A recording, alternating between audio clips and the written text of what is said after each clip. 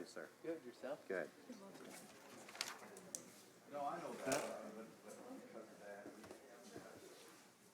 Yeah. I'm good with your deposit. Okay? All right. Sorry about that.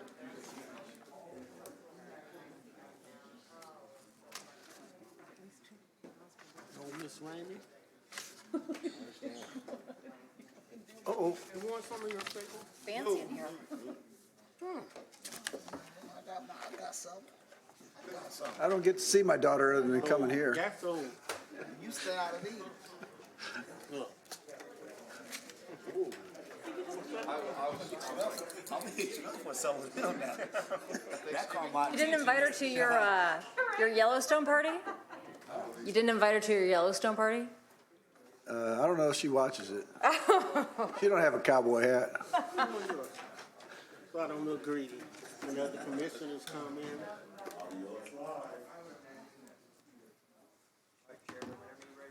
1 minute. It is 5:29. One more minute.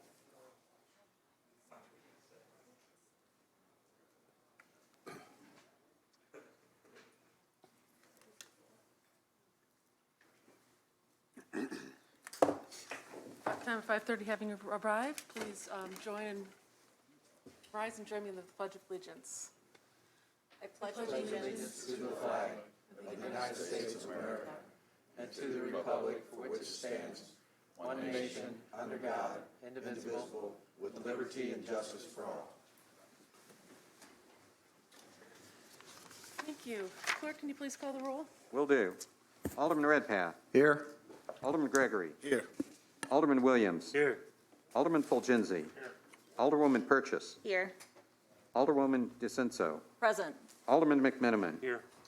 Alderwoman Connolly. Present. Alderman Donilon. Here. Alderman Hanauer. Here. Madam Chair, a quorum is present. Thank you, Clerk. And before we get this meeting started, I'd like to take a moment of silence. A young member of our community, Scott Pierre, was laid to rest today, and I think we need to just recognize, send our prayers and thoughts to his friends and family and our family at Lanphier High School. So please join me in a moment of silence.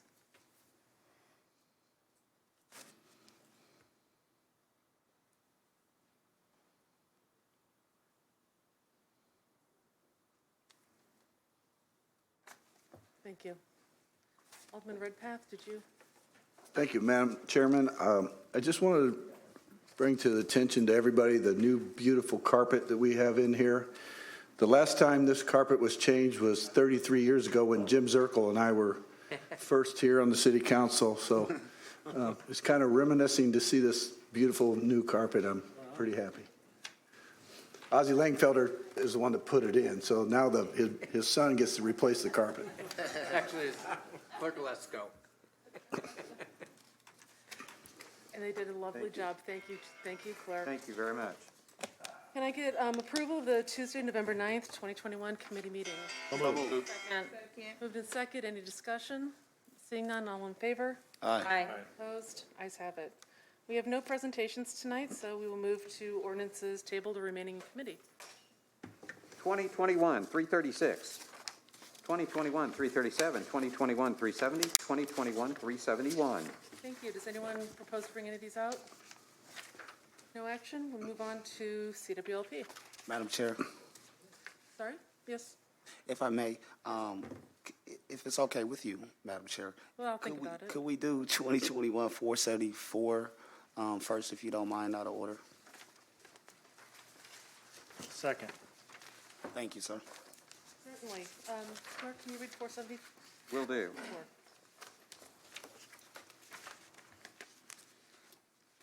2021-474, an ordinance authorizing a redevelopment agreement with Springfield Project for redevelopment assistance for the historic site located at 902 South 12th Street, utilizing Far East Side tax increment finance funds in an amount not to exceed $217,720 through the Office of Planning and Economic Development.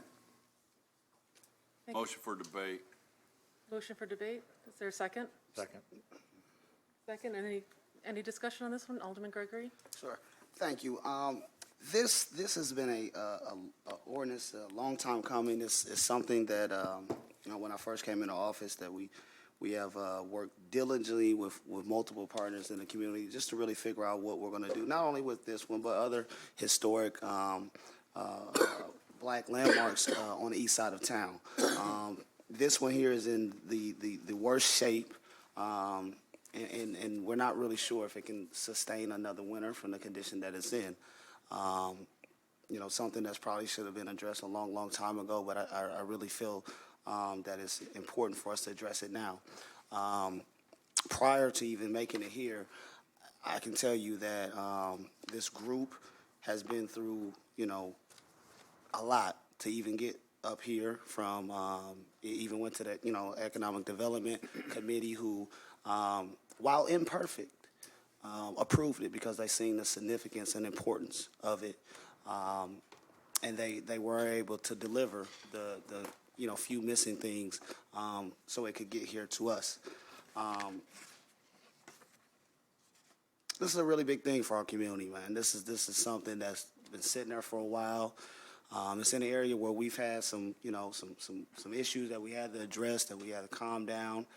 We have this nice, beautiful railroad coming along 11th Street, and I really want to, us as a city to take advantage of this and really ignite the tourism on the other side of the tracks that is there, that has been written about for quite some time.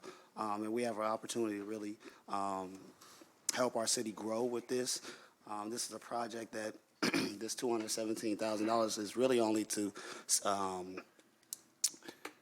secure the foundation in a way where it's going to be lifted and the foundation is really going to be done the right way. Nothing makeshift or anything like that. So this home can continue on even well after all of us are gone for the next generation of people. So I just wanted to give my spiel. Mr. Watson is here along with definitely some great partners in Gina Lathan and Miss Stacy. Both have a wealth of knowledge and history. They have done a really great job with really bringing the important Black history that we have in our city to light. And it's really starting to grow, and it could be another attraction for us. I know.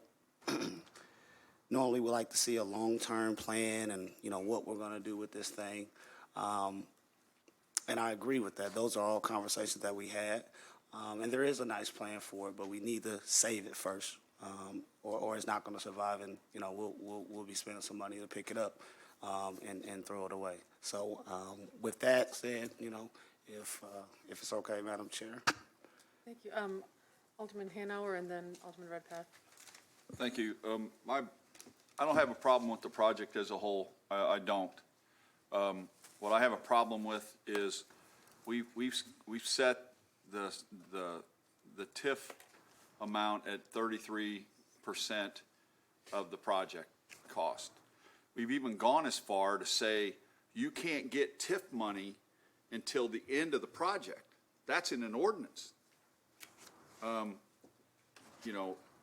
This is 100% of the initial project. The 217,000 is the project. That's 217 out of 217. That's 100% of the project.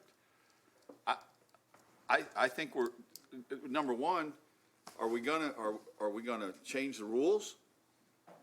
Because if we're changing the rules, I think that we got to look at it not just here but everywhere. The other rule that it appears that we've gone to is if you get city money, you're going to go, the maximum we'll go to is 50% based on legacy point. Are we not, are we going to change the rules here or what? Again, I understand that it's critical, trying to save it, but I just don't think it's fair.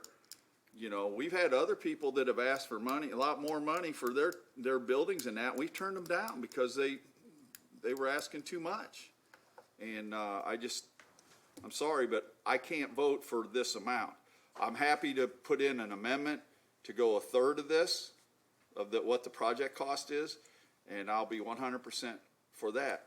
In the future, going with the project, I'll donate, I'll vote for up to a third of the TIF money for the rest of the project as well.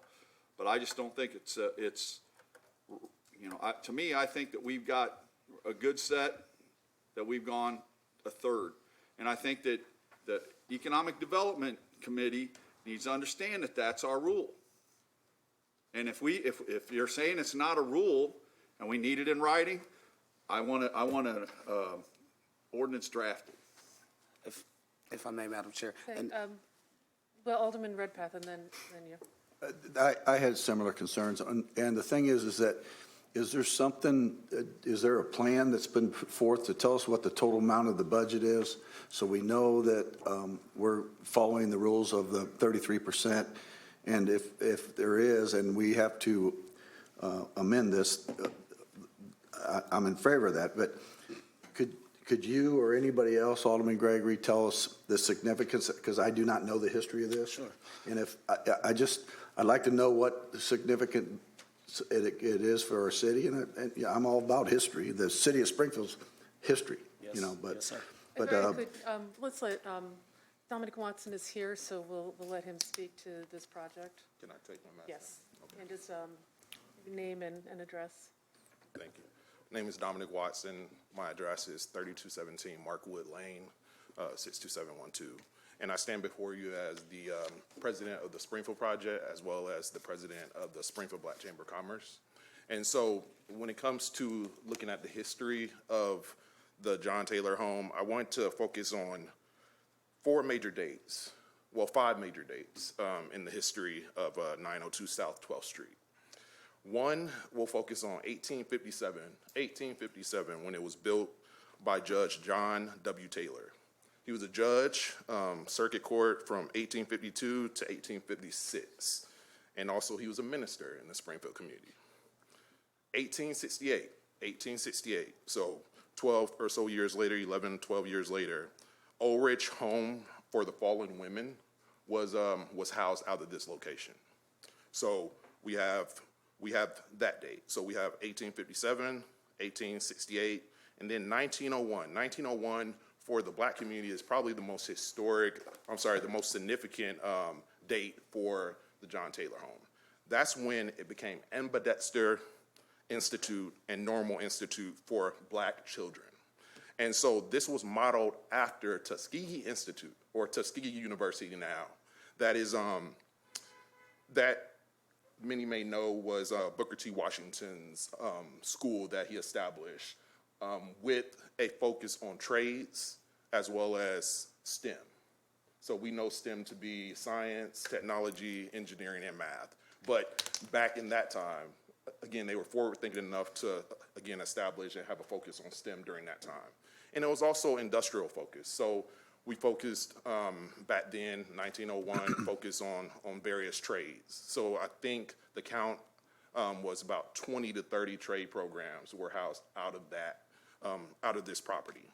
1908, and many of you, know the significance of 1908 being the date of the historic racial massacre, not race riot that took place, but racial massacre that took place. And that's when it closed its doors. 1908, it closed its doors in 1908. Fast forward to 2014. That's when TSP, along with Massey and Massey, the Community Foundation for the Land of Lincoln, Greater Springfield Chamber of Commerce under the Q5 umbrella, and Community Foundation for the Land of Lincoln all came together to save this historic property from demolition. And it was previous mayor and previous Ward 2 alderman that led that charge, and my predecessor. So I'm here today, and again, we do understand that it's been 8 years, is give or take, right? Almost 8 years since we acquired that property. But history and the preservation of history takes time. It takes time.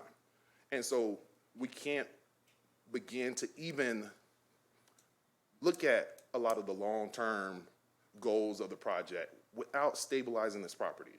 And again, I'm sorry that I didn't have pictures of the property, but it doesn't do it justice to look at it in its current state. if you drive down 12th and Cass, you'll see just what we're talking about. This property cannot sustain another winter. And when we're looking at the long-term goals of what we're trying to accomplish, it includes STEM. It includes arts. It includes root history coming to the table to invest long-term in the project. And, you know, do we have a exact dollar amount on that project long-term? No, we don't.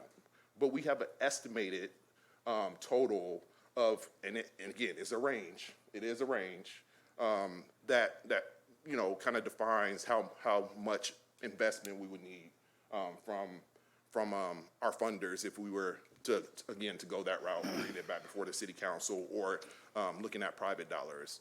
And so, you know, talked with R.D. Lawrence in regards to what we can do long-term, not just to stabilize the property, but just to get a quote on what it would take long-term to revitalize, and it's upwards of $1 million. Upwards of $1 million, history cost, right? Preserving history cost. And this is a significant historic, has significant historic value for the Black community, Springfield's Black community. One of 3 historic properties, along with the Lincoln Colored Home and the historic Black Firehouse. So history costs, history takes time, and our commitment to history, as we see with Lincoln, you know, celebrated everywhere we turn here in Springfield, it's important that we preserve Black history in Springfield too. And so I just want to come up here and say that. Now, if you want to look at long-term, you know, what we have planned out, I would like to call root history up. Dr. Lathan and Dr. Grundy have been working tremendously in partnership with us. And long-term, they're going to take over the property and long-term redevelop the property as well. Dominic, I appreciate that, and I can assure you that everybody sitting at this horseshoe is wanting to help, but we need to have a firm number on what the total amount is for the property, because we can't make a determination if we're going to spend 1/3 of the project. And if this is $217,000, you're estimating $1 million. If you can show us those numbers, I think it'll be different. But do you understand where I'm asking? And if you can bring us a better proposal of what the overall cost is, I think you're going to fare better. And, you know, and a couple items to note is the fact that R.D. Lawrence, who couldn't be here, John Getz couldn't be here today, or else he would be up here speaking to you know, how much it would cost long-term, et cetera. But one of the things he did note is the severe nature of the property, how it's distressed. And so he couldn't give a firm number, and I don't want to misquote or mischaracterize the budget long-term. So, you know, I just didn't want to say, well, it's going to cost 1.2 million, and, you know, it ended up costing less than that. I don't want to mischaracterize, you know, the amount of investment needed for this project. So that's why we didn't come with a number today. And this is just the first phase. But I'll guarantee this property would not last another winter. And, you know, we've been here, you know, since 2014, asking for the city's commitment to have the opportunity to come before you today, even, you know, for the last 8 years. Dominic, so who owns the property? The Springfield project. Okay. Yes, sir. The Springfield project owns the property. And so, again, it took us 8 years to get to this point to ask for the opportunity to come before you. And so, you know, I think it's super important that we take advantage of the opportunity and the moment that we're in. I think COVID and the civil unrest has taught us anything is that we're stronger together than we are apart, and we need to preserve history and history for all communities. Thank you. Are there other questions for Dominic? Alderman McMenamin? Yes, sir. Yeah, thank you, Dominic. That was a really good history of the building. It's that's significant and deserves attention and respect. You mentioned the affiliation of, well, you mentioned that where I'm going to head with this is, do you see any possibility of getting pledges from the community? I can see segments of the community that would be interested in this. For example, the African-American churches on the east side. You mentioned that this property taught the trades for some period of time, and I wonder if the labor unions would be interested in making pledges. And those that are particularly interested in historic preservation groups in our city, if we get some pledges going, and as far as getting pledges, would it help the pledge effort if the city council wanted to see the pledges come in first before we approve this, or vice versa? Well, I can't speak to how city council is going to be affected by any pledges. I do know that we've been talking with quite a few historic groups, and they have committed to long-term the project. For instance, Community Foundation for the Land of Lincoln reinforced their commitment through the Next 10 campaign. The Taylor home was listed as a project alongside the Lincoln Colored home as well as the Black Firehouse. So it was listed as 3 historic properties again that they were looking to fund long-term. And also, Landmark Illinois has been engaged as of late to talk about what could be done long-term to ensure that there's resources. I do know that there's interest elsewhere, other funders, including, possibly for some federal dollars as well as state dollars.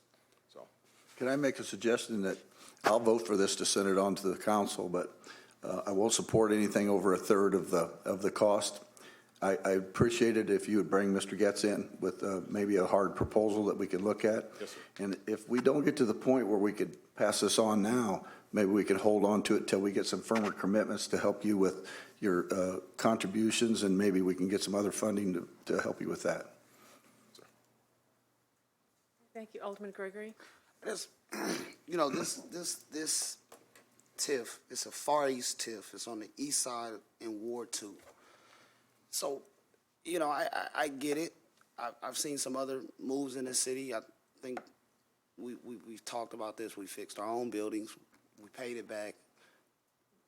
We've went outside our TIF rules at times when it's convenient for us. When? And I'm asking When? us, Well, we just went through this. And all I'm asking this council to do is to think outside the box for the east side. And we have to.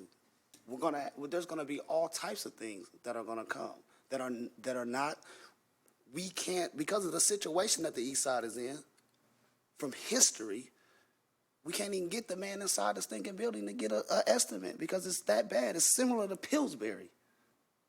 I can't get nobody in there. We can't get them in there.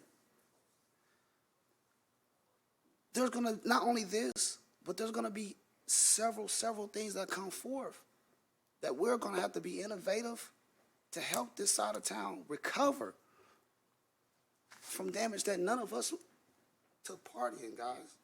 But it is our responsibility to fix it, and this is the only way we're gonna be able to fix it. If we don't wanna use TIF, tell me another fund. All of you are smart. Tell me another fund to take it out of, because we must do this. And that's, all I gotta say about this today. Thank you. Alderwoman DeSenso. Thank you, Madam Chair. I know someone at the Department of Natural Resources who is over all the state historic sites. So you might want to check with the State Historic Preservation Office and have them do a 106 review of this property to see if this is something that they would like to get involved with. Speaking, as a older person, I can tell you that, this is something that I would love to see happen. But I think if you take this to the state level, that might be something that they would want to see happen. Thank you. and if I can speak Yes, to please. that, we did get a confirmation from Senator Turner about how important this project is to her, as well as the initiatives that she's rolling out as state senator. So we do have her support, and again, with root history at the table, we hope to get that done. If Senator Turner can't get it done, nobody can. Right.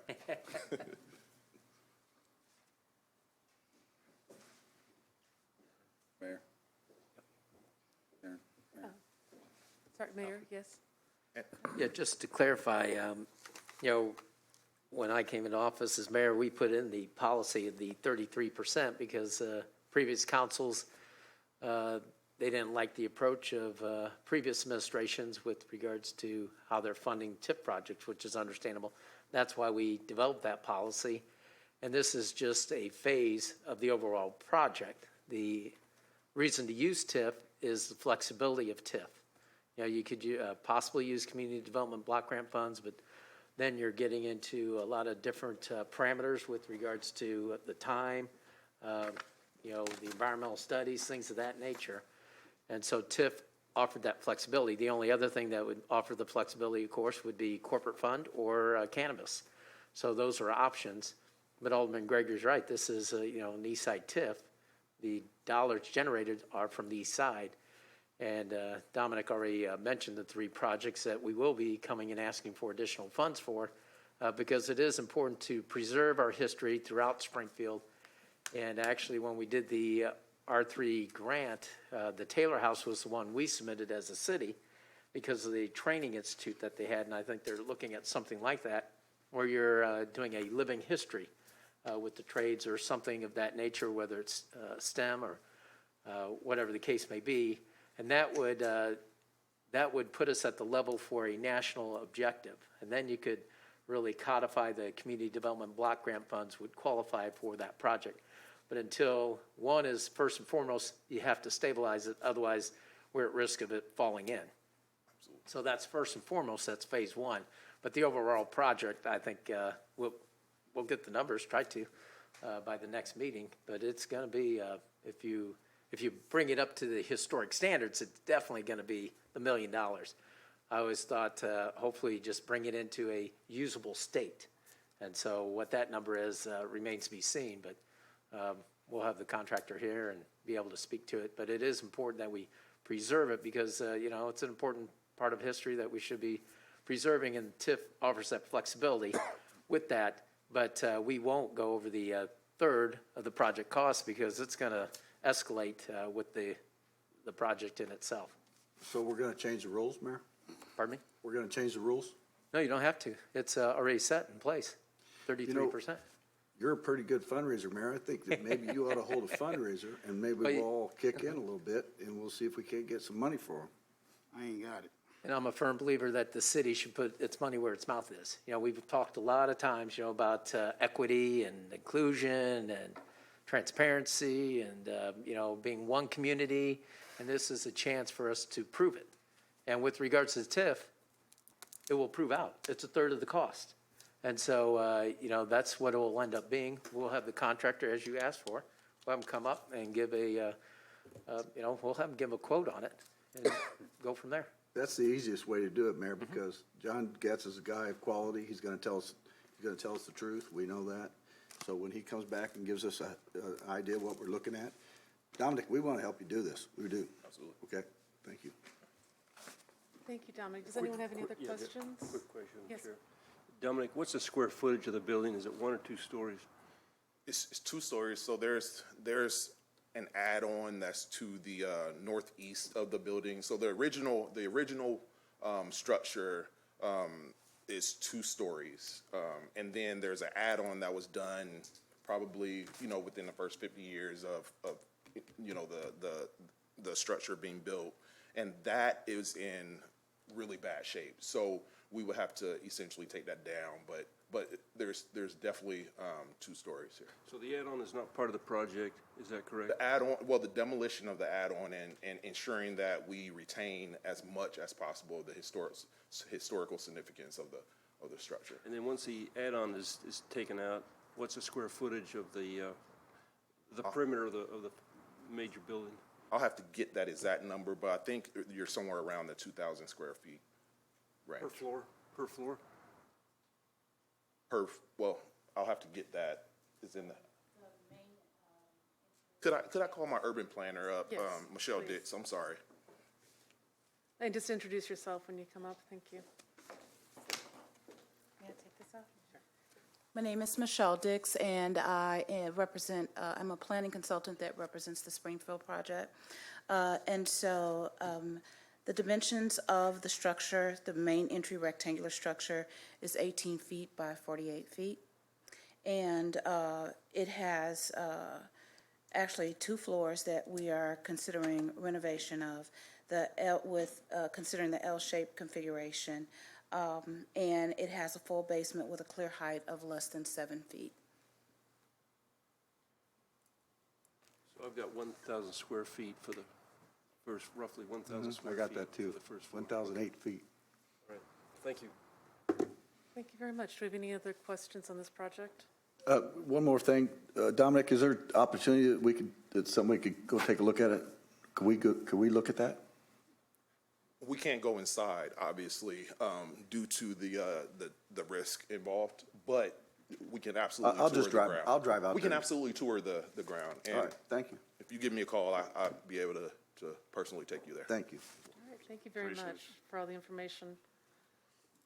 Could I pass have- around, we have pictures of the structure as well, so if you're okay with me passing these around. Yes, please do. Is this the only copy? So if we don't have any more questions, we have a motion and a second on the floor for debate. Is there any more discussion? Seeing none, all those in favor of debate? Aye. Opposed? The ayes have it. CWLP 2021-460, an ordinance accepting bid and authorizing execution of contract UE 22-09-55, line clearance services for a 2-year term for the electric division of ASPLUNDH Tree Expert, LLC, in an amount not to exceed $7 million for the Office of Public Utilities. Consent. Second. Motion and second for consent. Any discussion? Seeing none, all those in favor? Aye. Opposed? Ayes have it.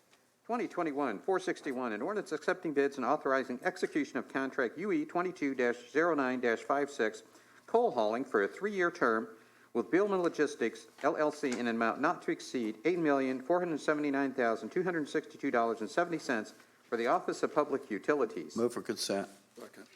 Motion and second for consent. Any discussion? Alderman Redpath? Is the director over there? Is Director Brown over, oh, he's not here, right? So is the calculation in this estimate reduced because of the closure of 31, 32, and 33? Yes, So this is just for Dahlman 4? correct. And are they going to be able to, they're going to be able to produce the coal? As far as we're told right now, yes. I know that there was, they had some layoffs because of the closure of 33, and I'm hoping they're staying open. We have heard nothing different as of today. Okay, thank you. Thank you. Any other discussion? Seeing none, all those in favor? Aye. Opposed? The ayes have it. 2021-462, an ordinance accepting bids and authorizing the execution of contract UE 22-09-57, electric construction contract services for electric transmission and distribution division for planned repairs with ASPLUNDH Construction, LLC, and the L.E. Myers Company in an amount not to exceed $500,000 for the electric division for the Office of Public Utilities. Move for consent. Second. Motion is second for consent. Any discussion? Alderman Redpath? Can you You're tell me chatty what the construction is that the Asplundh's doing, please?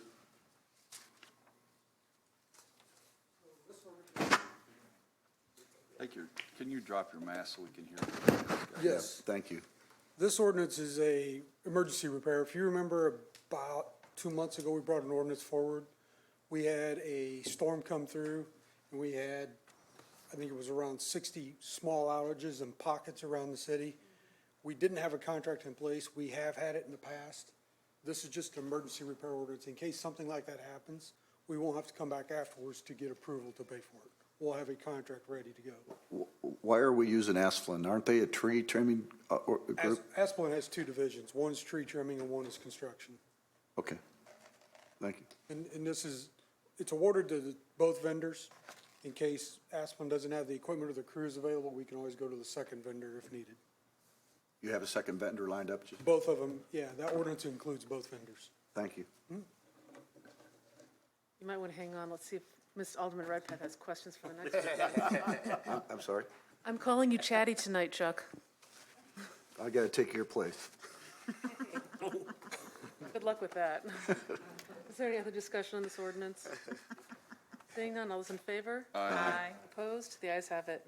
2021-463, an ordinance accepting bids and authorizing contract UE 22-10-63 IBM Storage Network Maintenance with LEVI and SHOUP Incorporated in an amount not to exceed $72,030.70 for the Office of Public Utilities. For consent. Consent. Motion is second for consent. Any discussion? Seeing none. All those in favor? Aye. CWP is off the hook. All those opposed? The ayes have it. Public Works, 2021-464, an ordinance authorizing supplemental relocation expenses for the relocation of personal property located on parcels SRO 126 KAH4 LLC 4 and SR 0129 Family Video Movie Club Incorporated in an amount not to exceed $14,367.15 relating to the Springfield Rail Improvement Project, usable segment 3 for the Office of Public Works. Move for consent. Second. Motion is second for consent. Any discussion?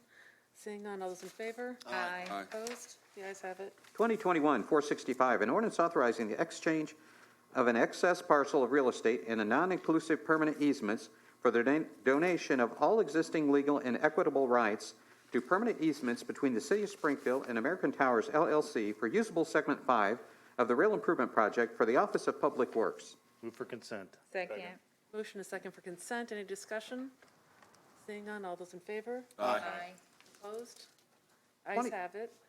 2021-466, a resolution notifying the State of Illinois Department of Transportation that motor fuel tax rebuild funds in the amount of $3,944,561.37 may be used for construction of the downtown traffic signal modernization and one-way street conversion project, MFT section number 19-00489-00-TL for the Office of Public Works. Move to debate. Second. Motion is second for debate. Is there any Clerk, and I'm discussion? present. Noted. Is there any discussion on this one? Well, since Alderman Redpath has left the room, all those in favor? Aye. Opposed? The ayes have it.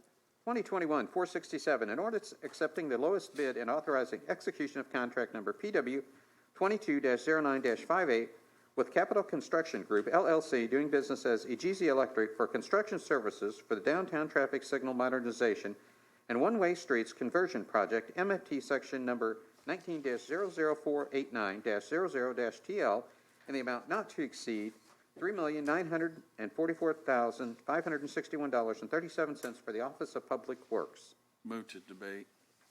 Second. I do have a question. I should have asked Go ahead, on the last Alderman. one, but they kind of go together. So this, the 3.9 million, that is MFT funds? So is that our funds? What's this project cost the city if we use 3.9 for? We're using the Rebuild Illinois funds for the project, which is located in our motor fuel tax account. That was basically that 6 allotment grant that they passed, and we're receiving a total of $7.66 million for that grant.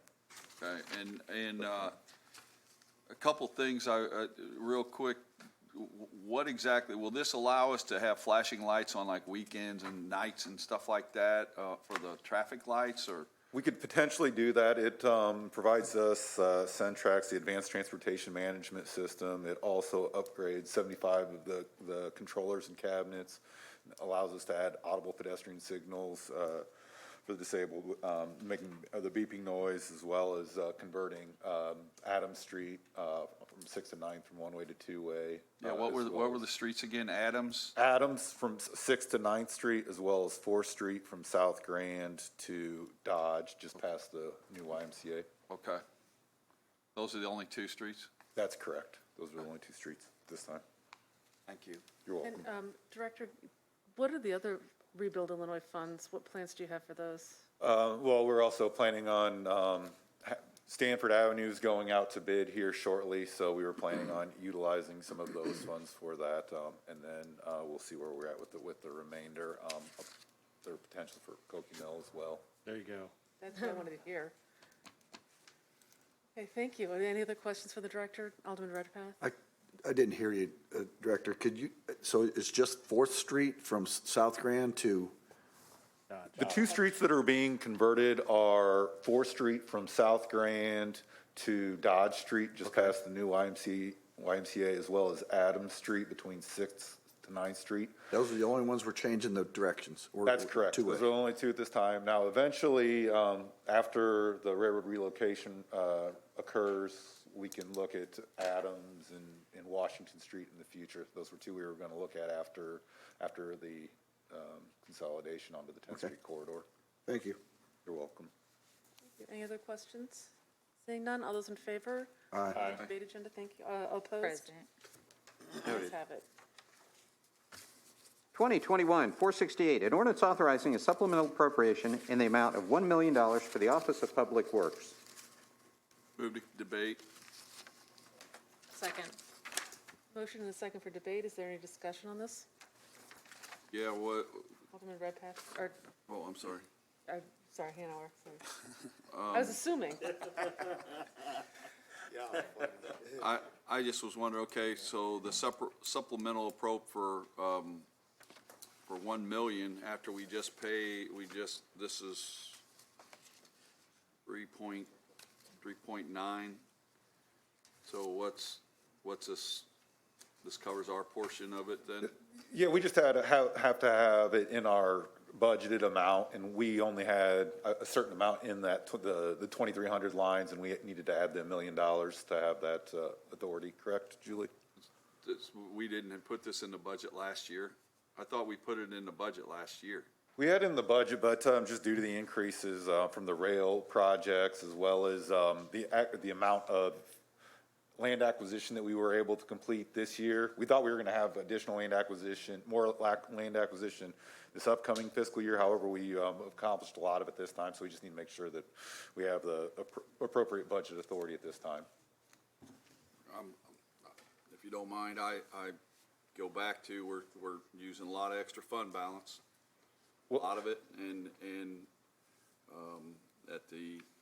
I can't wait for budget time, see what our fund balance is, because we started out at supposedly 26 or whatever.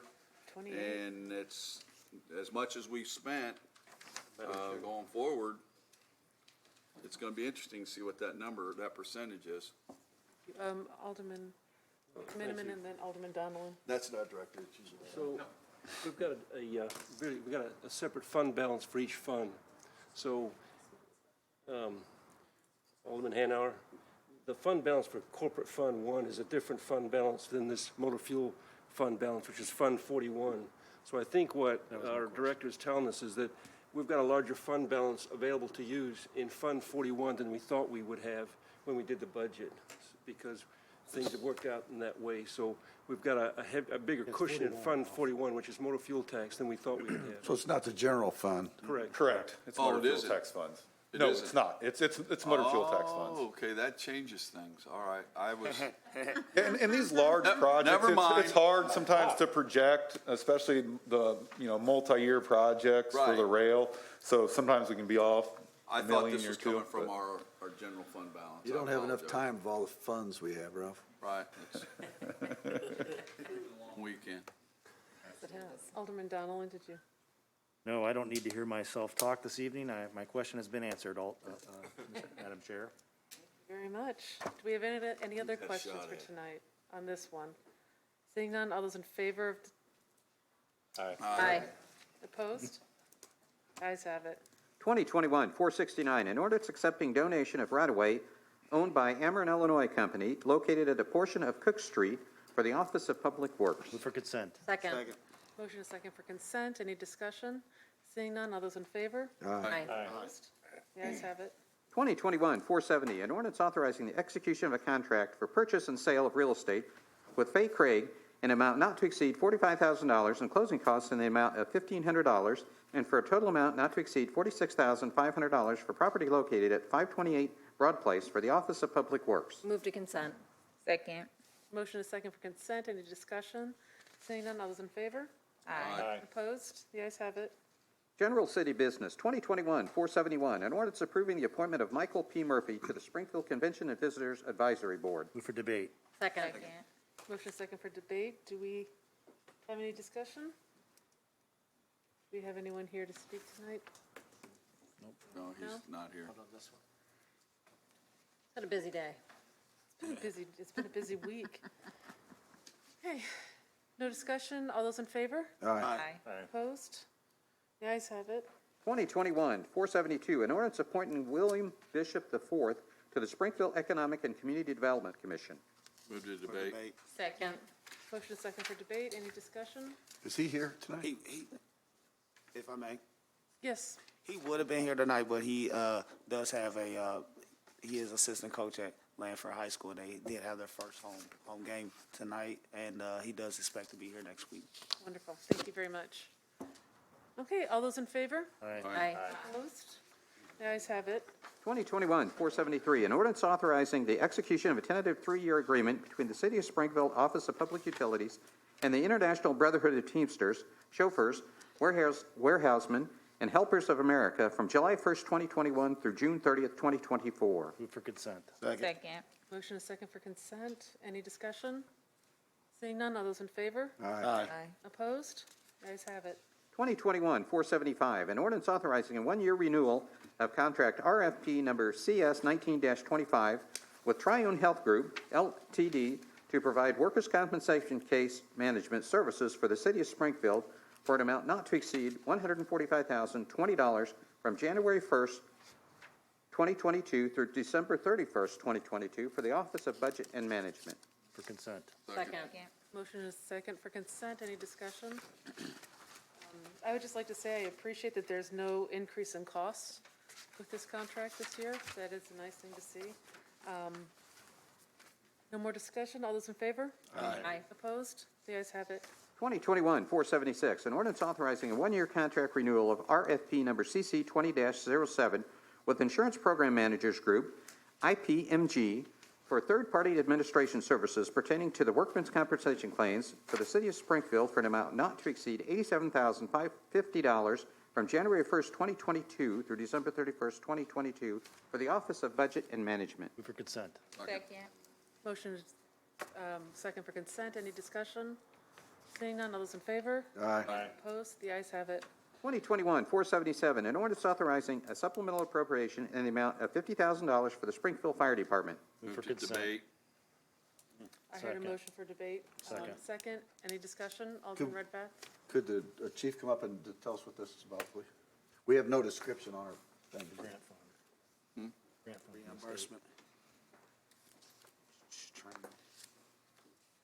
This was in that particular line, we're budgeted for $3,000 and we received a $53,000 reimbursement from the state for this. And so we just asked for the additional $50,000 to be put into our 1100 lines, since most of that money, if not all of it, was used for overtime for our instructors to. From a grant then.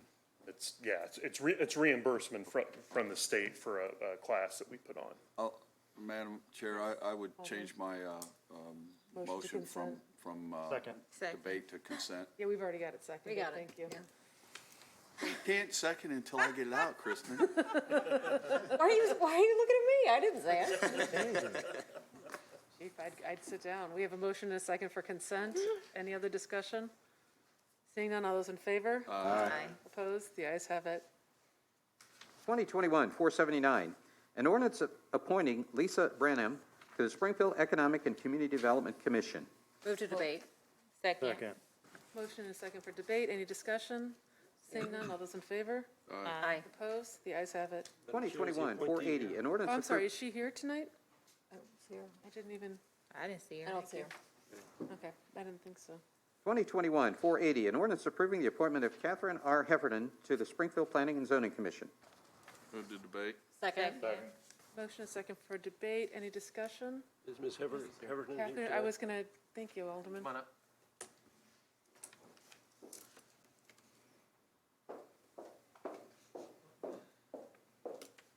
Good evening. If you just state your name and tell us a little bit about yourself. Sure. Well, thank you for having me, and it's an honor and a pleasure to see you all here. My name's Catherine Heffernan, and I live here, obviously, in Springfield. I'm married and have 2 kids. I've been here for several years, and I just have a vested interest in our beautiful city, and yeah, I'm looking forward to serving. Thank you very much. Does anyone have any questions? Well, thank you very much for agreeing to serve the city. We appreciate it. You. Thank you. you. Thank you. Okay. All those in favor? Aye. Opposed? The ayes have it. 2021-481, an ordinance approving the appointment of Kimberly Elliott to the Springfield Planning and Zoning Commission. Move for debate. Second. Motion and second for debate. Is Kimberly Elliott here? She's here. Please come on up. And I should probably make it clear, because these are appointments, they do go on the debate agenda. That's nothing personal or. I really don't even know what that means, so Okay. that's fine. She's We'll do whatever. Just tell us a little bit about yourself. Okay, I'm Kim Elliott. I live here in Springfield, born and raised, went to Springfield High School. Went away to college for 4 years and came back here, and I've been selling real estate for 23 years. And anything else you need? I think you know a little bit about housing in Springfield then. That's why I think I could be of assistance in this. And I think also I'm going to learn a lot. There's a lot that I don't know, so looking forward to it. Learn. Thank you. Well, Thank thank you you. very much for agreeing to serve. Are there any other questions or discussion? No? Thank you very much. Thank All right. you. All those in favor? Aye. Opposed? You guys have it. 2021-482, an ordinance authorizing the acceptance of RFP number PD-22-11 for a 2-year contract with Flock Safety for a total amount not to exceed $415,000 for automatic license plate readers, ALPR, cameras and solution from March 1st, 2022 through February 29, 2024 for the Springfield Police Department. Move for consent. Second. Motion and second for consent. Any discussion? Alderman Redpath? Madam Chairman, I believe that there's somebody here from Flock that can talk to us. Is that correct? Wonderful, Chief. Good evening, Mr. Murdock's here from Flock Safety. He's got a short presentation, like 5 or 6 slides he'd like to show you, and then answer any questions you may have about the product.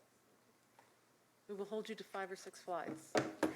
Hey, no problem. Are they preloaded on here? I preloaded only 5. Okay, good. Yeah, keep it short and sweet. First of all, really appreciate everyone giving me a second chance to come up here and speak. I know I recognize a lot of faces from when I was here about 7-8 months ago. But just as a reminder, Flock Safety, we are the largest LPR vendor in the state of Illinois. We just got our contract back from Dansville yesterday, made them the 64th law enforcement agency in Illinois who's going to be utilizing Flock. And we have grown pretty rapidly in the area for a couple reasons. One, we have helped push this technology forward some exciting ways. I'll just talk about it before the slides get up. But we have been able, before Flock came around, the way license plate readers worked was they took infrared light and streamed it into a right-of-way. And whenever a metal license plate passed it, it would reflect that infrared light and read the raised numbers off it. And that's how they would do their reads. So if you're a law enforcement agency, you had to know which license plate you were looking for, and you had to know, or it had to be on some sort of list to get you alerted.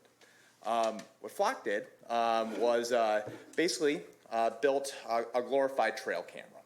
So the way these guys work is anytime something moves, it takes a bunch of pictures. Then machine learning runs over the top of it to identify the make, color, and type of vehicle, so as well as the license plate. So if there's a shooting or a robbery or something like that, and you have a witness who says, I saw a red F-150 driving away from the scene, your law enforcement will be able to go back to the cameras in the area and search for all the red Ford trucks and work backwards to the license plate. So that's really the big jump forward here in technology that we're talking about, is being able to identify by the vehicle. These cameras are also designed to only to capture the rears of vehicles and not capture the passengers inside of these. And there is no facial recognition or anything like that, or anything to do with this. This is identifying the vehicles involved. Does anyone have any questions about that? Alderman Redpath? So can you explain how it integrates with our shot spotter system that we have? How does this work with that? So today, our Flock, we have our own gunshot detection software, which we are willing to give to you guys for free if you want it, for a year. Also, we don't have to pay for the other one? I think he said free for a year. For a year. For a year. Let me sign you up for HBO if you. Yeah.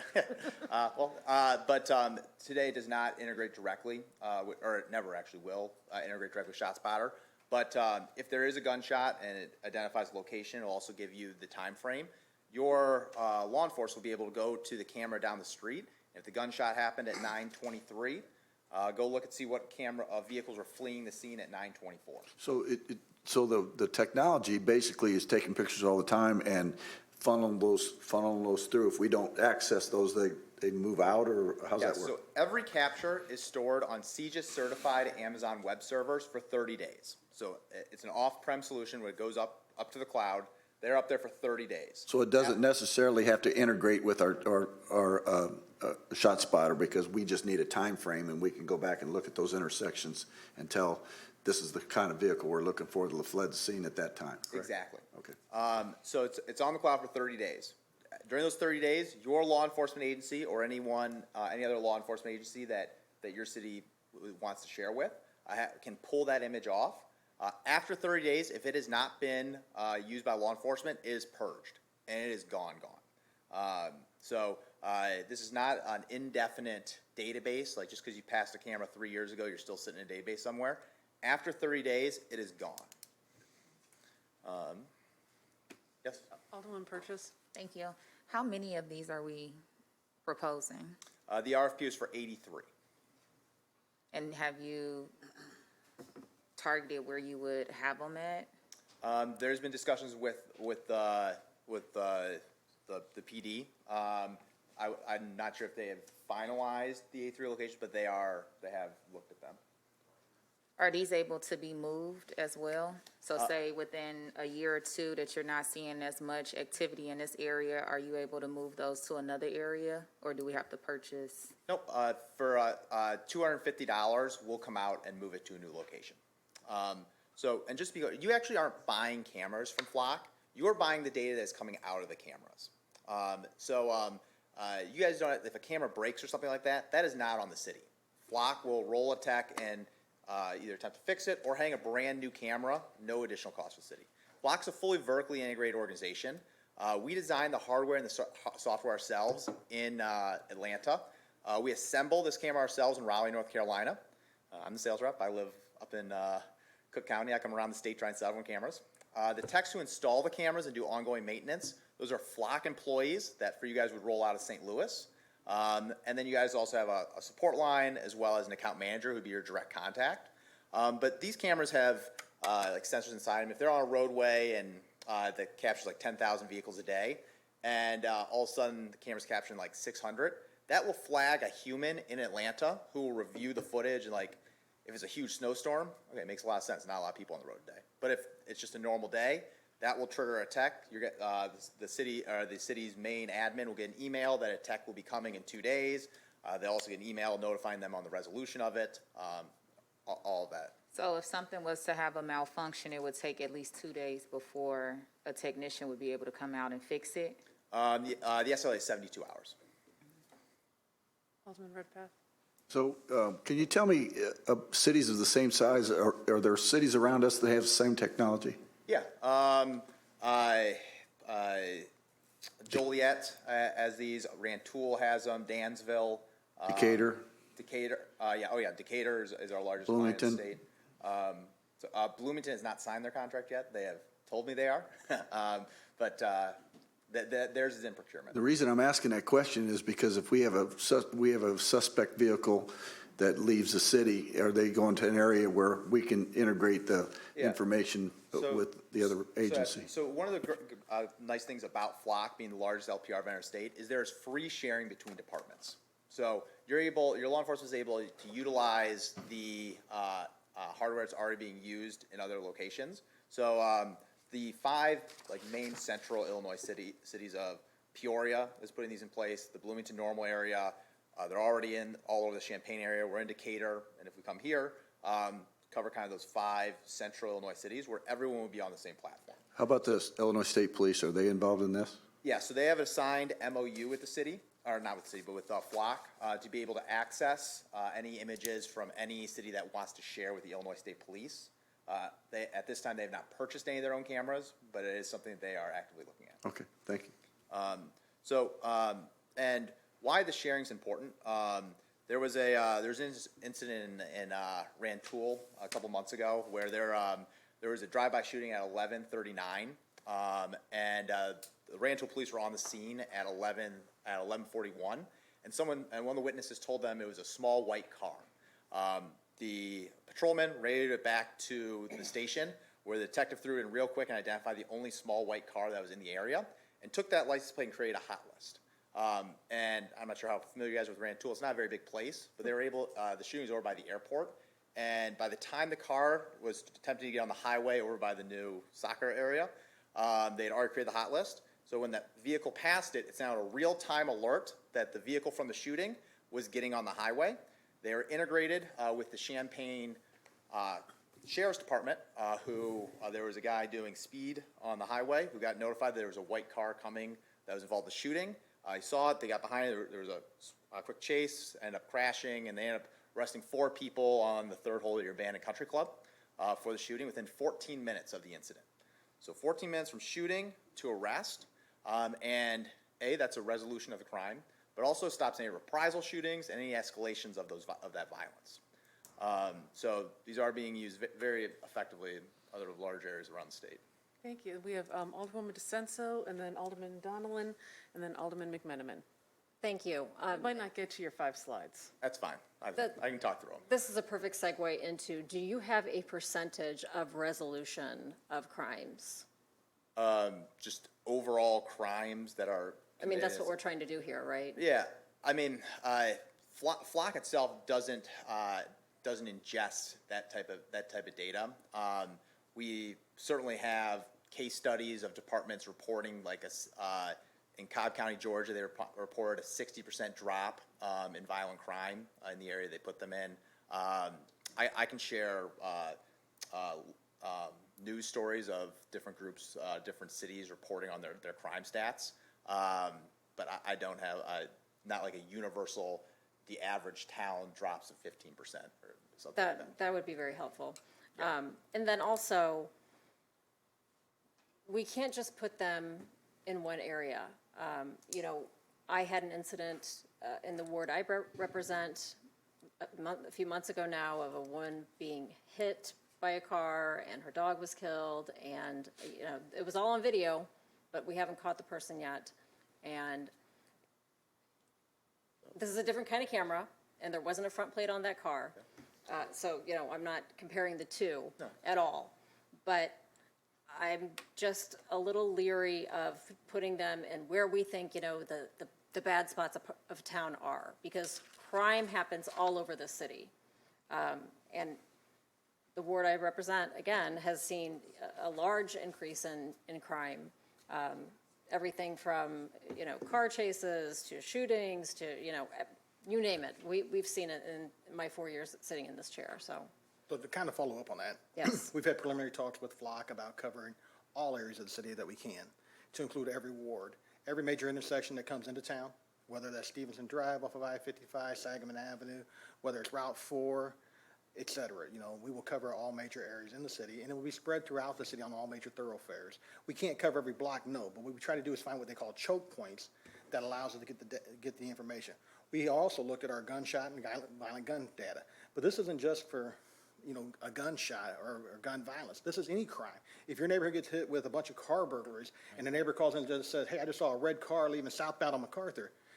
Okay, it's approaching South Grand. Well, there's one scheduled to be at South Grand and MacArthur. It would have absolutely been 100% helpful on the incident you described. It would have been in that area. It would have been in the area of our triple homicide. It would have been in the area of our most recent shooting down on 1st Street. So again, it's going to be throughout the whole city. We think it's going to be a valuable tool. And we'll talk next week where we'll present on how this ties into our whole crime reduction plan to include gun violence, but other crimes. This can be used for burglaries. It's on car chases. We can back off the cars now because when it runs through the intersection, we got a plate number. We might even have a potential picture of a person. Additionally, I think he'll get into this technology where it talks about it takes pictures of vehicles even when there's no plate. It also gets you, whether it's digital plate or paper plates. It also runs on motion where it can pick up people in the area. So if there's somebody on bicycle or foot that does a shooting, I can search by bicycle in that area. So again, this is more than just a license plate reader. This is a crime reduction, public safety tool, and an investigative tool that we can go back to after the fact. So again, we appreciate you guys' support. And if there's any other questions I can answer about anything else after he gets done, I'll be more than happy to. Thank you, Chief. We had Alderman Donelan. Yeah, thank you. I too had a question about how you're going to determine the locations, but I've done some reading, and I won't ask that question, but I've done some reading about the technology, and it seems like it's been very effective throughout the state and in other areas, and I appreciate you, Chief, bringing this forward. I think it's something outside the box, something we've obviously never tried before. I do have one follow-up question. I guess it's to Corporation Counsel. He mentioned earlier that this data is kind of rolls on a 30-day basis and goes away.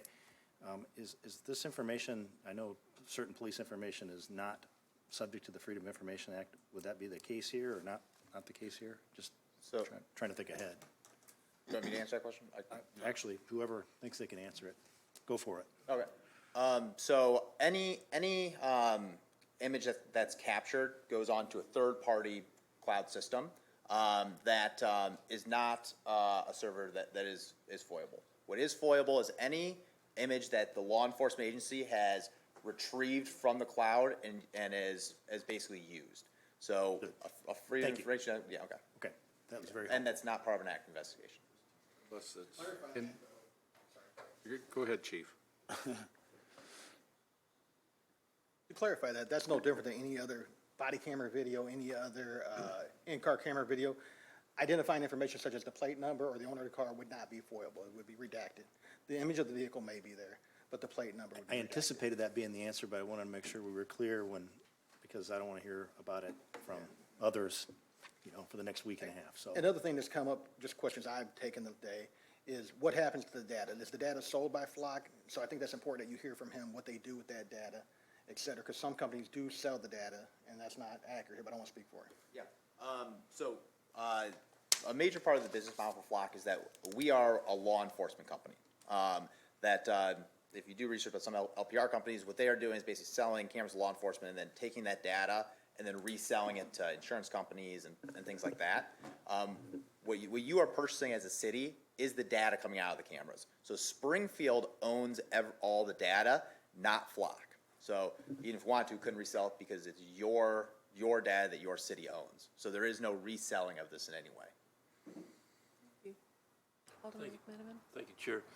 Going back to the question, to the number of cameras, did you answer that question by saying 80 grids? Is that what? 83. 83 cameras. Yes, that is what we responded to the RFP with. And those cameras, are they one-directional cameras?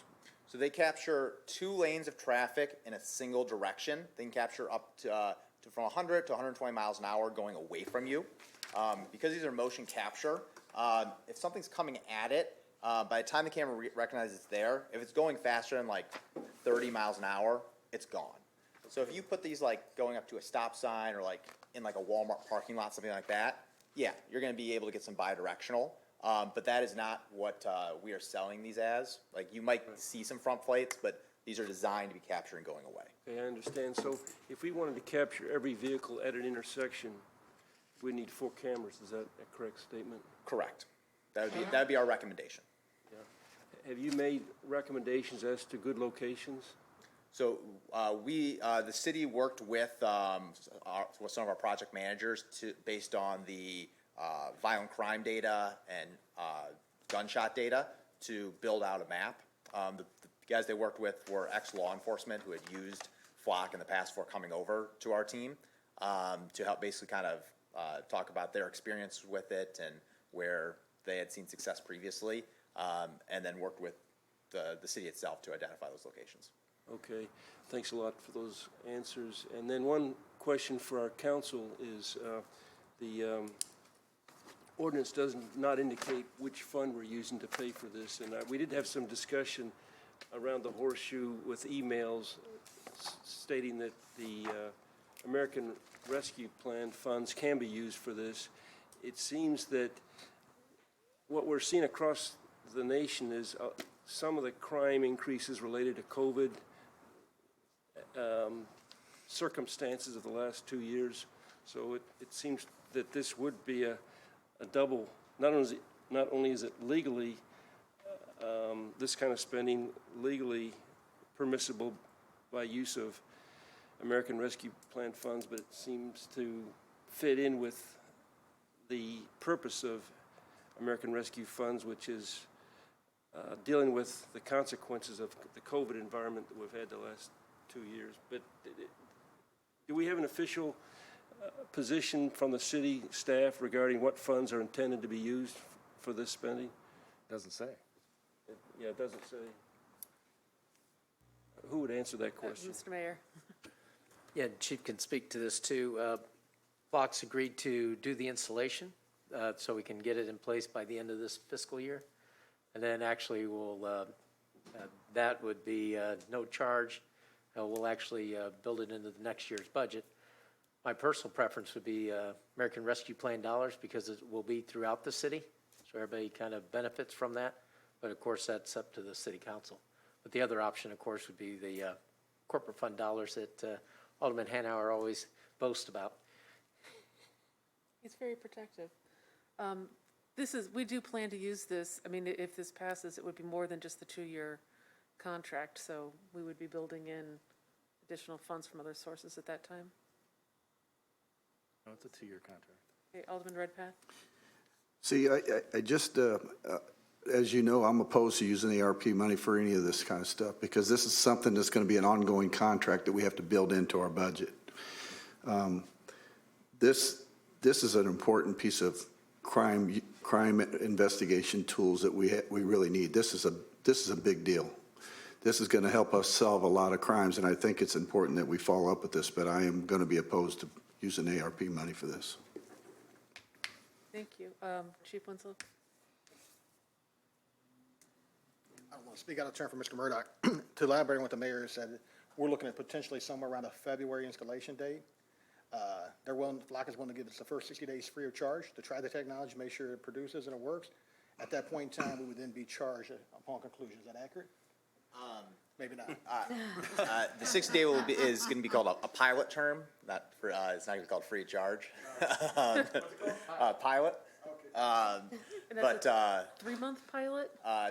60 days. Nice try. I heard 3 months. No, it's 60 days from your last camera that is installed that doesn't need an IDOT permit. We also will handle all the IDOT permitting as well. It's built into the agreement, but those do take a little bit longer. Thank you. Do we have any other questions? Yeah, so. Alderman Williams? Thank you, Chair. You know, I got introduced to license plate readers in Rheinberg, Germany, when my commander called me in and asked me, was I in a particular location? And I told him no, and then he handed me a picture, Okay. you know, and it had my image and my license plate. Yeah. I didn't know, I thought it was wrong for him to get that Yeah. to him. So I had KP and you know, I had some punishment. My question is, did I hear you clearly say that you wouldn't own that image or that picture or whatever is produced from these cameras, but the city would? Yeah. So now my question is to corporate counsel. So could the mayor give that picture out to the media or what happens with the pictures or the images? You won't get KP. Well, no, I wouldn't get. So, as Mr. Murdoch stated, the only way time an image is kept is if we download it for a reason, whether that's for an investigative tool, a case file, et cetera. Then it becomes subject to FOIA just like any other case file would. It would not be shared as law enforcement purpose only. It may be subject to FOIA. That's the only time it would be shared. It would be law enforcement, just like any other pictures, case file information, we don't share with the public unless there's a need to. If we were looking for the vehicle that was utilized in this incident that Ms. DeCenso was talking about earlier, we may put that out and choose to put that out to the public for their assistance. But as a general rule, anything would be released. It would all be under law enforcement rules, our policy and procedures. It wouldn't go out to the public, et cetera. Okay. Thank you. To follow up on that as well, every search has an audit trail associated with it. So you are able to audit searches by user, you're able to, by camera and by network. So or if you have an internal audit of who used these, you can go to the camera on MacArthur and see who searched it, how many times, when they searched it. It won't necessarily be attached to everything that will come through if it's after the 30 days, but you can see who's doing these searches. And that trail lives on indefinitely. That actually answered my next question, so.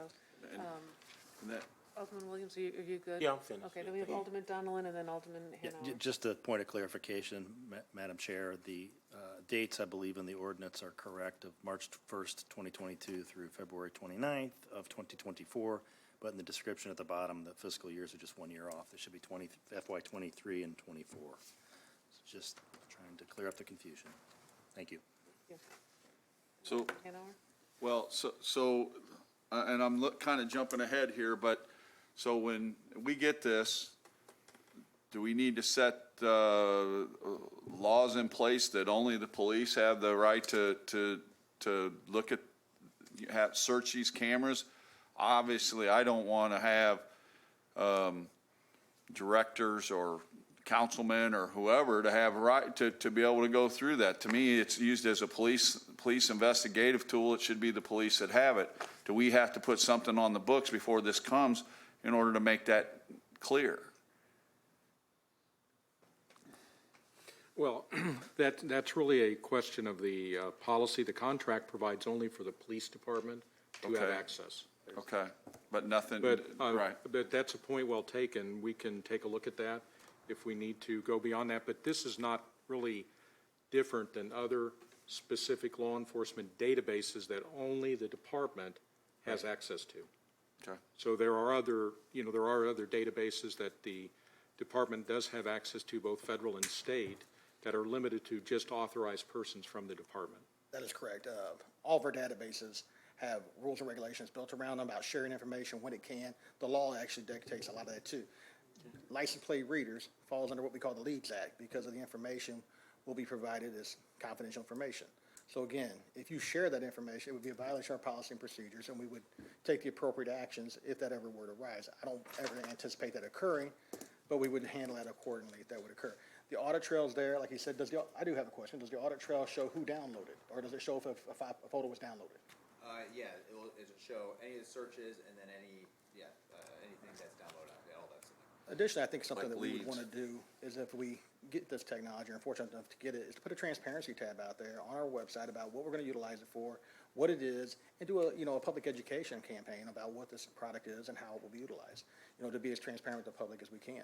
So again, also, this is no different from license plate information that somebody gets through leads. If they take that information, they share it, it's a violation of our policy and procedure, and it would discipline appropriately. Criminal act. If they were to do could an officer who wanted to do something? Yes, probably so. But just as anything, I trust my men and women to do the right thing, and I anticipate they will. Thank you, Chief. Thank you. Thank you. Okay, I Up have on to the- ask, is there any more information on your slides that we haven't covered? These are integrated with the national FBI's database for stolen vehicles, the state leads list, which is the state database, amber alerts, silver alerts, and then they can create their own custom hot list. So if a stolen vehicle or someone on an amber list goes by a camera, that will alert the PD in near real time, within 10 to 15 seconds, and be able to put that right in the surrounding squad cars, that there right now is a stolen vehicle going down the road for them to respond. Or an Amber Alert vehicle? Or an amber alert, silver alert, anything in that range. That's good. Excellent. Alderman Gregory? Thank you, Madam Chair. When I first heard about this, because our department definitely has been, looking towards this and other methods to keep our community safe. And, I had my druthers about it, and many of those questions have been answered today. And one of the biggest things, and I tip my hat to Chief Winslow and his crew, is they thought about all of the city and all of the choke points and the easy access points that will help us. In the really serious ones. So I support this, and, hopefully it helps us reduce what we really need to do. Thank you. Thank you. Alderman Redpath? Madam Chairman, a final point is I do support this ordinance also, but I think that we have to have the funding source attached to this by the next time it comes in front of us next week. Thank you. Thank you. Seeing no other questions, Chief, would you like to? Oh, yeah, sorry. I know we're talking about the city buying their own cameras. Flock actually started by selling these cameras to HOAs and businesses. It's actually still 55% of our business.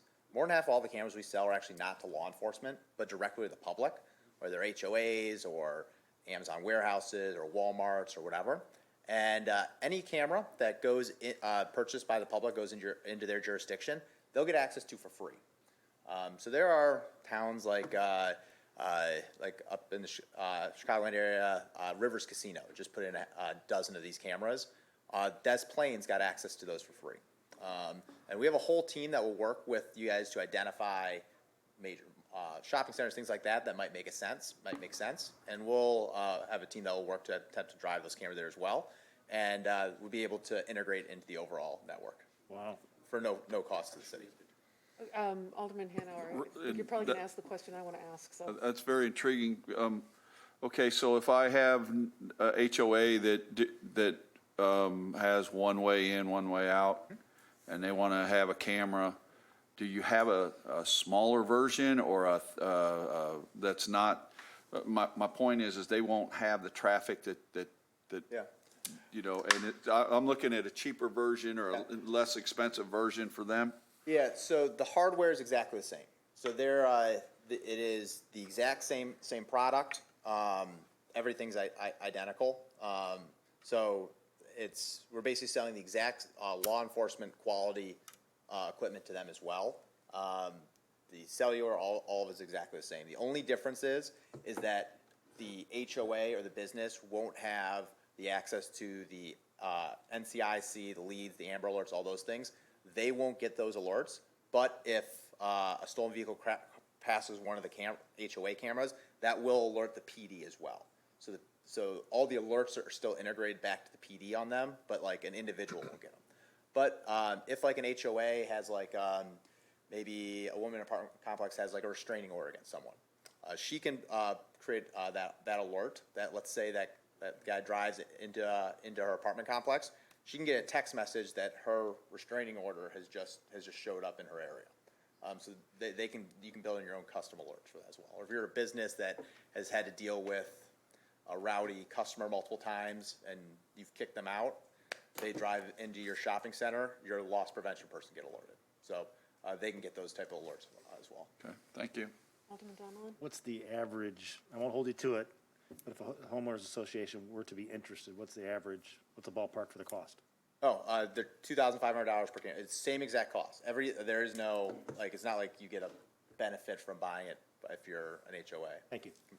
That installation is free for them, Oh, it's $250 per location. per location. For install. And that's a one-time cost, One-time cost. but they get all the access to the technical assistance and, Yep, they have an account manager, all of the techs all work the same. wonderful. The And cameras is there- themselves aren't treated differently. If we have homeowners associations in the Springfield area that are interested in doing that, is there a time frame with, that they have to they need to reach out to you? I mean, it can be any time after the city is entered They into can do this it now. contract? They can, if they were to put a camera in now, it would just pop up for the law enforcement. Okay.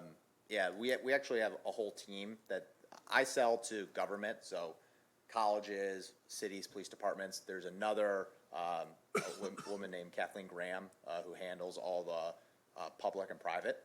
All the public side, and she would be their main point of contact. Thank you. Alderman Williams? So, well, I understand the homeowners association, but I think that the piece that I'm unsure of, I do believe that the residents, there's some opting out options that can come into play with their images. Like the whole homeowner association, if there's a resident that doesn't want to participate or their image, they can opt out or Yeah. something along those lines, correct? Yeah, you can opt out any license plate from being captured. So if heck, that could happen for a law enforcement camera too. Yeah, well, if I they had a put it few in. that are interested in looking at this stuff, and Yeah. that's what I wanted to ask, because in the other companies, Yeah. there's those, and that's to me, the weakness of it. when everybody won't, you do get some who say, I don't want my image like- issues, I don't want my, you Yeah. know, and they So- opt out. Yeah, I mean, certainly. But if you're an HOA, normally with the crime that you're worried about isn't from your own residence, Yes, even though that's that true. can certainly happen. It's outsiders coming in, committing crime and leaving. So you'd still be capturing all of those images. Thank you. Alderman Fulgenzi. Yeah, I know you talk about selling them to homeowners and HOAs and so forth. What about businesses? Oh, yeah. Yeah, our biggest clients in the country are Amazon and Walmart. They, especially from like malls and big box retailers. I mean, since I've been up here, Walmart's probably lost $10,000 worth of items. And they put up 3 cameras at their exits for $7,500 for the year. And they've got great cameras at like their cash registers and pretty good ones of things people leaving. But the law enforcement, they can never actually read the license plate. But the theft prevention guy is going to be able to go, this is a $500 credit card fraud. We see the guy walking out into the white pickup, and then the plate reader at the exit picks up the license plate. He's able to package all that together, send it to law enforcement. If they want to create a hot list off it, put that in there. That guy passed the camera 6 days later. The hot alert goes out. The law enforcement attempts to make a stop. He's not running because he has no idea why he's being pulled over. And you can tie that whole case up in a bow by working together with the business community and law enforcement to prevent those type of activities. Thank you. Thank you. Do we have any more questions tonight? Great job. Yes. Thank you. Do we have, is your slide presentation ready to go? I don't know if we had technical difficulties or not, but if we could. Call the question. Yeah, call the question. Let's roll. My understanding, the slideshow did not go Yeah, through let's go. the email to Darlene that we found out as we started this. So we'll get it to her tomorrow. It will go out to you guys tomorrow. first thing in the Thank you. We've called the question. So we have a motion and a second for consent. All those in favor? Aye. Opposed? The ayes have it.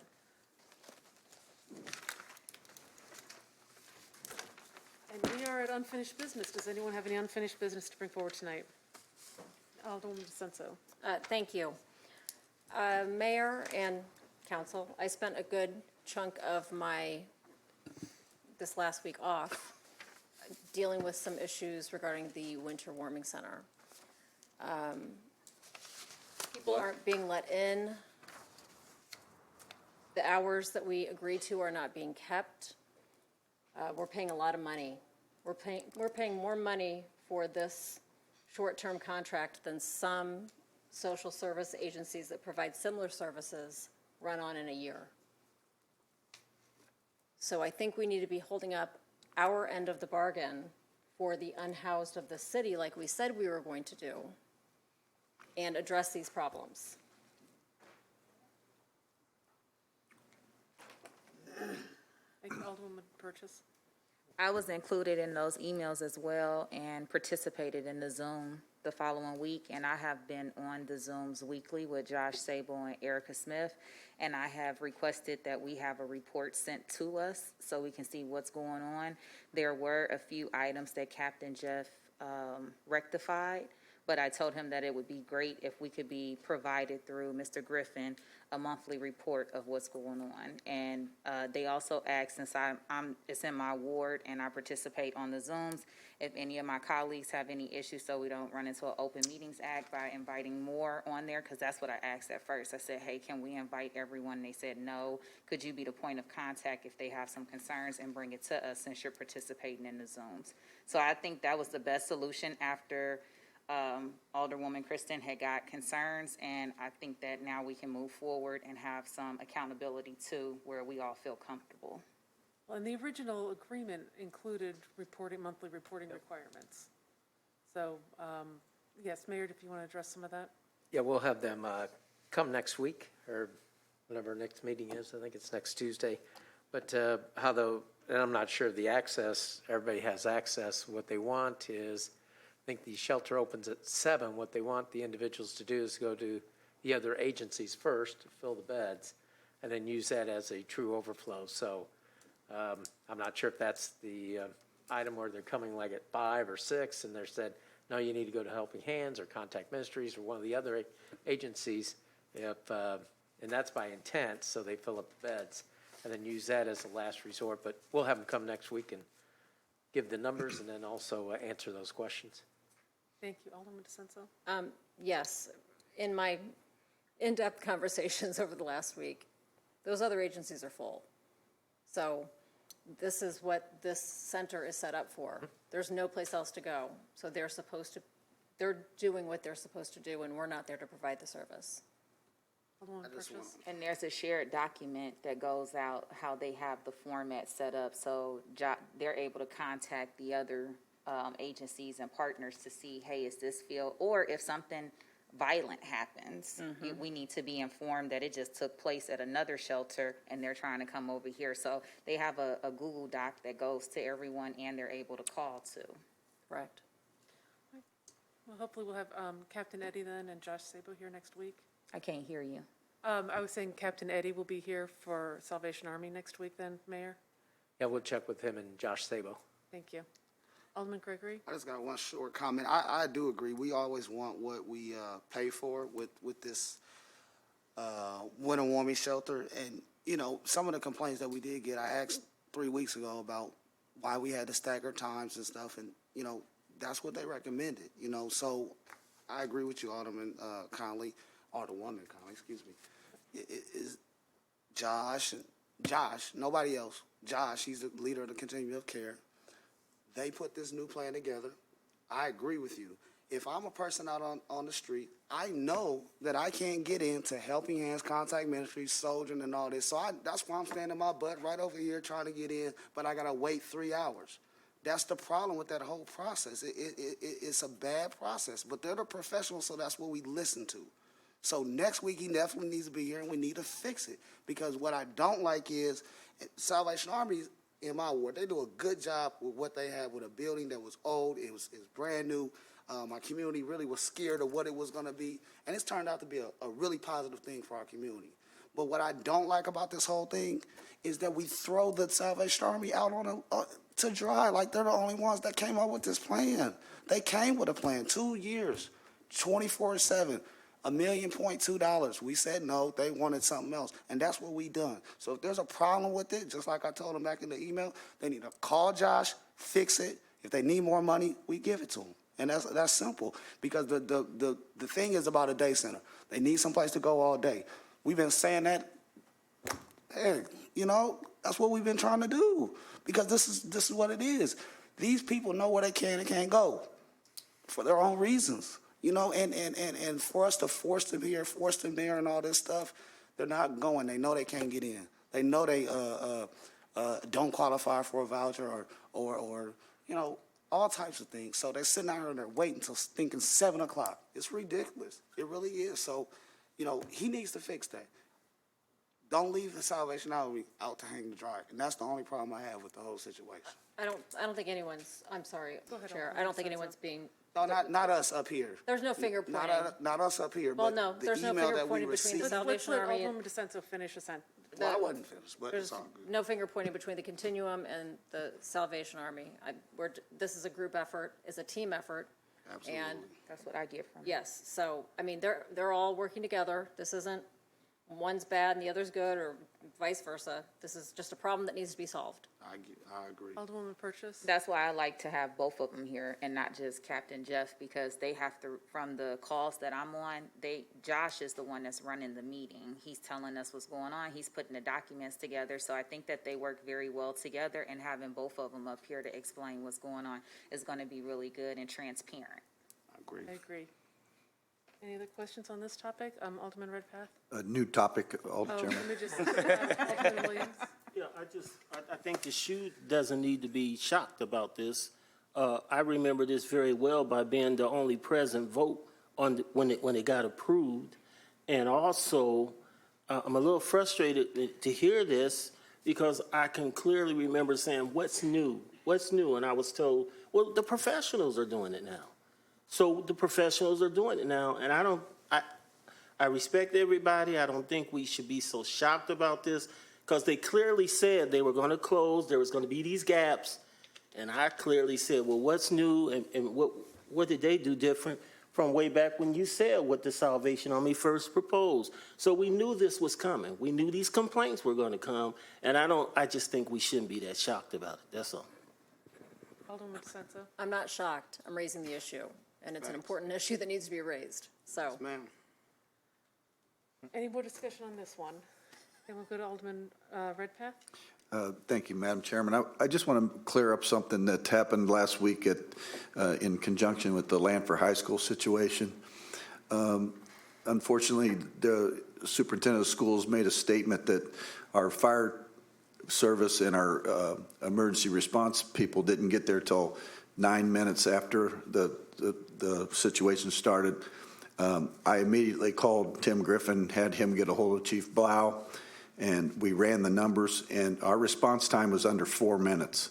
I just want everybody to know that, there was a gap because Firehouse 4 was gone, so they had to fall back to other firehouses. They fall to number 10, and I believe they fall to number 1. I can't remember the two that they fall back to, but our fire service and emergency response people were on scene in 4 minutes. So it was bad information. I'm not throwing stones at the superintendent. She got the information from somebody else, but we ran the numbers through dispatch and found out that we were there on scene in 4 minutes. Thank you very much for that. Alderwoman DeSenza? And this is something I was going to bring up under new business, but thank you, Alderman Redpath, I appreciate it. The city under a previous administration used to have a school liaison that worked with 186. And, in this situation that happened, we all kind of felt helpless. And I don't like to feel that way. And we don't have a direct contact with 186. I mean, we all have our own, and we call our school board members and the people we know. But, I think it would be beneficial for the city to maybe think about reinstating that position, because it's a valuable tool for us and for the school district. So just something to chew on. I'm not. Can I follow up with that, Yes. please? Did you not get some information that you wanted out of that? I don't know where that's coming from. Are you saying that a liaison's officer would have been able to do something different than our police and fire This department? isn't just an isolated incident. I get calls about school crossings and, why isn't the city doing school crossings? So it wasn't specifically for that incident? It's for, overall. All right. And if I can add, Yes. I've had numerous constituents reach out to me also and just say, this is not a school district problem alone. It's a city problem too. And Alderwoman DeSenza, you bring up a really valid point that, I'm hearing from people saying that we need to be proactive as a city. We need to be a strong partner to our school district. They've been through a lot too, and we know full well the problems that start in those schools carry through onto our streets. Streets carry back into the schools. We don't live in isolation. These are not silos. The schools are a part of our community. They're part of our hearts. I will say, having had experience on school board and now city, we have to be doing more to maintain lines of communication, and it needs to be a more proactive, supportive approach where we're not waiting for them to come to us and we're talking with them. Mayor, you kind of initiated something like this in the height of the pandemic when you reached out and we provided support in getting hotspots for schools. But I think this needs to be, Alderwoman DeSenza brings up a great point, that this needs to be a planned and part of our process, because these kids are who we want to keep in our community. We want them to be safe at school, safe on the way to school, safe on the way home from school. This is our city, and we should be working together in a more cooperative manner. Well, not only that, right after the situation took place at Lanphier, we had a fight at Springfield where kids was jumping on a mother. So we have an issue with not having enough police presence there to help break that up, to do a lot of things right now. So I echo what Alderwoman DeSenza said.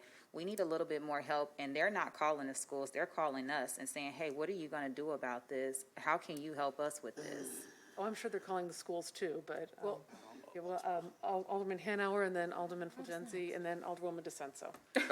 And it was a tragic situation. It was amazing because I think all the kids in town knew more about what was going on, when it was going on, who did it, why it was done. It was amazing to me.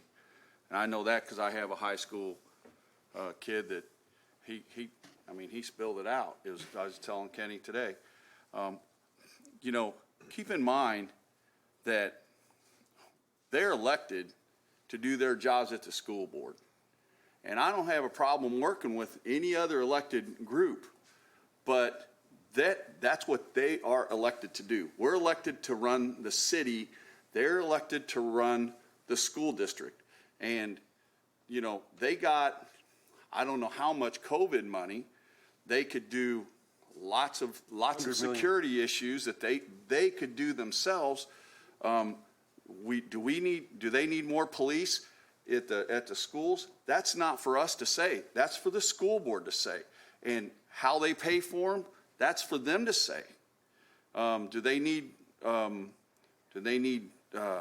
what do you call the metal detectors? Again, I have a different philosophy on that than what maybe, you know, Micah has or any of the others on that board. They're good people on there. I think that the liaison, I mean, shoot, I'm sure you talked to Jennifer Gill. You know, we've all talked to her. You know, I think that's where the liaison has to be. As far as us knowing what's going on, I appreciate when I hear about crime. You know, you hear about crimes in your ward, and they try to give you the information. But again, I'm not a police officer.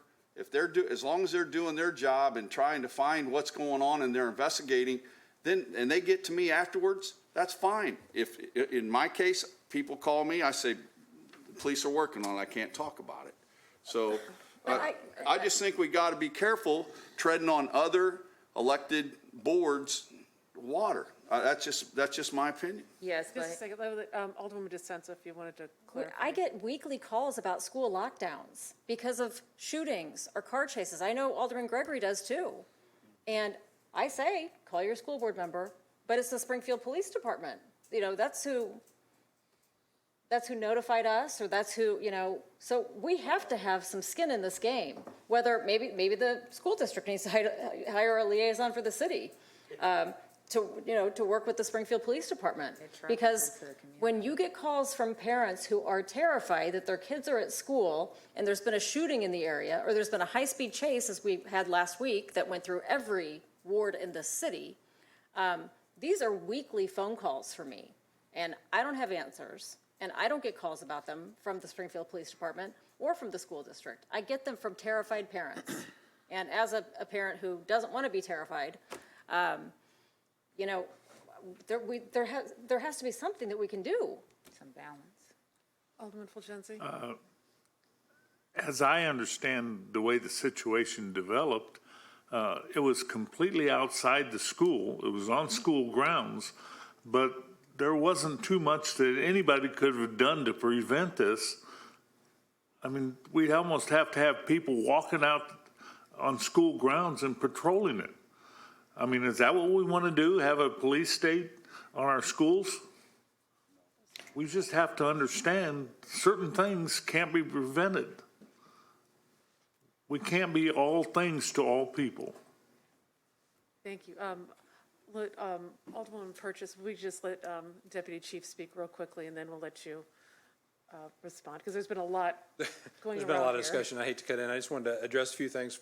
First and foremost, I need to applaud the men and women of the Springfield Police Department, as well as the other first responders. We were there in less than 3 minutes, and it was a wild and chaotic scene, as most folks can imagine, and tragic beyond all of that. So, and that scene spilled out into multiple locations at various businesses as well.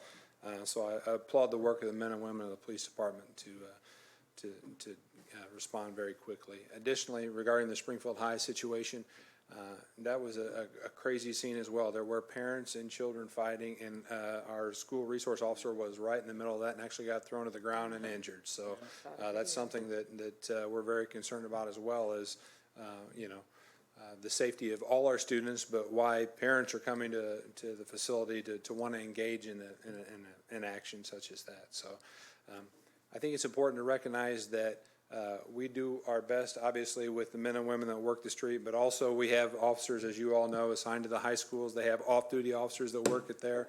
They have private security that work there as well. And, our role there is not only just as a law enforcement officer, it's also as a mentor and whatnot, and various other duties that those officers perform at the school. So I think I addressed most of the topics, and I'll just stand here and I listen. think so, but don't leave too quickly. Alderwoman Purchase, thank you for your Well, this patience. goes back to Alderman Hanauer. I understand what you mean when you say that there's a representative body there, but that's only for the school. Once it comes into the neighborhood and these kids go back and forth to each other's houses, or you have shootouts and stuff, that's not the That's a whole school. different Yeah, but that's ballgame, what yeah. it does. As he said from Lanphier, you had the parents in the parking lot at a business getting ready to do stuff with each other. So it leaves from the school and then it comes into our wards. So we still have to be a part of it, and still people tend to call us for everything. You get calls yourself. I do. Alderman Redpath? Kenny, there is a director of security under 186 for all the schools, isn't there? There is. So a retired sergeant with the Springfield Police Department is director of security. And I just want to touch on that and actually kind of folds into Alderwoman DeCenzo's point of, so that director actually carries one of our radios and listens quite frequently to what's going on. And we communicate with him if we believe that a school should be locked down for whatever reason. We proactively make that notification. I would like to think that we err on the side of caution and probably make those recommendations to the school more frequently than we should, but I think that's, again, out of an abundance of caution for the safety of our children. So What's the protocol for your patrol officers around the school areas? Is there an uptick of a patrol during exits and entrances to school? I've observed. I go to Coffee out north all the time. I go by Lanphier High School in the morning. I see patrol cars around there all the time, so they're in the area. And that's correct. So we have a morning time and an afternoon time when students are going to school, and when school is let out, that we try and provide extra patrols in those areas. And that's the reason our response time was 3 minutes, because they were in the area. I think that and the fact that, our men and women, kind of, that's in our blood and our nature. We respond directly to those situations, so yes. Thank you. Thank you for that very much. Alderman Gregory? So, I visited both schools last week, and I don't think more police in our schools is the answer. Maybe some other security measures, but that's their call to make. I agree with you, Alderman Hanauer, on that. But for us at the city, if we want to help, we have to continue to put the resources back into our communities.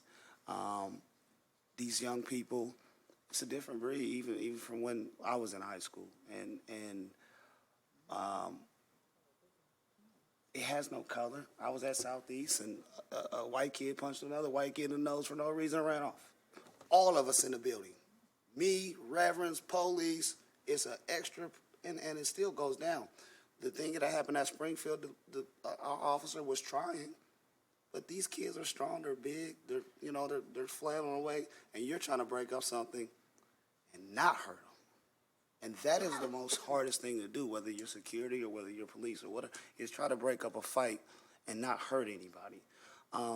So for me and for us as a city to help the school district with whatever resources we can, I just think that we have to continue to keep hitting our job to make our cities better, to close the gaps in housing and income. All of those things will help us see a reduction in young people, a little confused and lost. I mean, that's a terrible situation. That's one of the worst situations that I've seen, since that I can remember. But that's the key. It's not more police, of course, some more security measures, but we just got to keep doing what we do up here at this horseshoe. That's not at all what I suggested. I get it, but I Just live point of there, clarification. It's not get it. anything that I suggested. I get it, Christian, but I'm from here. So I think, and Thank you. Did you? Could I just finish on one point? One Yes, point of please do. clarification. The Springfield Police Department does not order schools to go on lockdown. The schools make that decision themselves based on the conversations that we have with the Director of Security. So ultimately, the Director of Security and/or principals would make that decision based on the facts that we can relay at the time. Thank you. Thank you. Appreciate you. Thank you. Okay, is there any other new business, unfinished business? I think we're still in unfinished business. I got new business. Okay, well, we just bridged over that. Any new business? Alderwoman Purchase. Yes, I would like to say thank you, and I had an amazing time downtown this past weekend with lighting a tree with Santa. It was pretty cool. And we had a big wow with our Small Business Saturday. We had one business downtown that did over $20,000 in sales. That was amazing. I'm encouraging everyone to come back out and get your wallets and go Christmas shopping this Saturday coming up, as well as join us for the Springfield JC Holiday Lights Parade. I don't know if that was what the mayor was going to say, but I beat you to the punch. And that starts at 5:30 downtown. So I am looking forward to seeing some of my colleagues to join me too. Chuck, you gonna join me? Talking to me? Yeah. Be quiet. And that's it. Thank you. Thank you, Alderwoman. Mayor, did you? Yeah, there's also Wednesday, holiday walks downtown Springfield, so shops will be open later, I think till 8 o'clock, 7 or 8. But this Friday, there's a vaccination clinic at the YMCA, so individuals can get their booster shots or first and second doses. As for 12 people 12 years old and older. Which Y? What's that? Which Y? Why is it? Oh, it's the one on the medical district by the Enos Park. Yep, on Carpenter Street. The other thing is with regards to the ash pond, there's public meetings this Thursday, 2 of them, to discuss the ash pond and closing those. The first one's at 2 o'clock, and then the second one is at 5:30 in the council chambers. And both of them will be broadcast on the cable access channel and also streamed on our website. And then lastly, there's a public hearing on Monday, December 6th for safety improvements for Lawrence Avenue, including the intersections of MacArthur and Walnut from 4 to 6 at Westminster Presbyterian Church at 533 South Walnut. Thank you very much, Mayor. Do we have any, Alderman Redpath and then Alderwoman Purchase? Could I ask Alderman Bottom, are we going to start our infrastructure meetings pretty soon? Alderman Bottom. What? Director. Been demoted. You just got promoted, dude. I'm not trading jobs with you, I'll tell you that right now.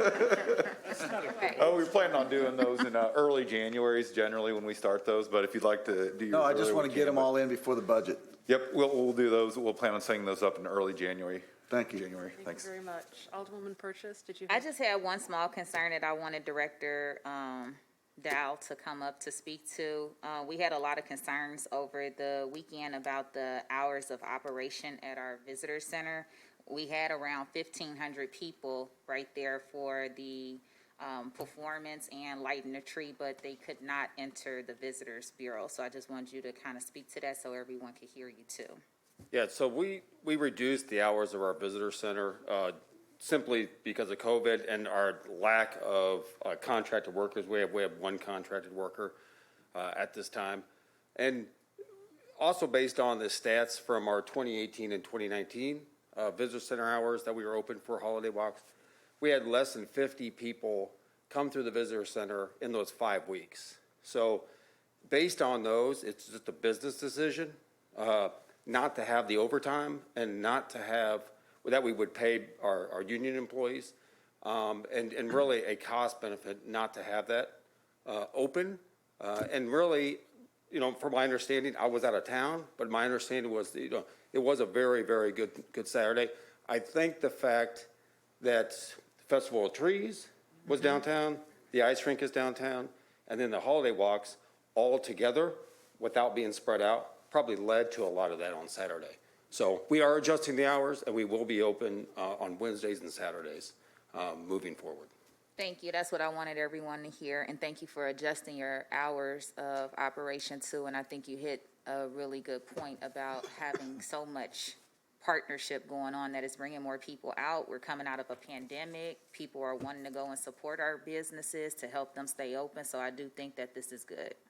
And I appreciate the Visit Springfield team for adjusting their hours as well. So they're helping us do this, and certainly moving forward, we'll take a look at this in future years. But I think that combination's really led to success with the holiday walks, at least on the first night. Thank you. Yep.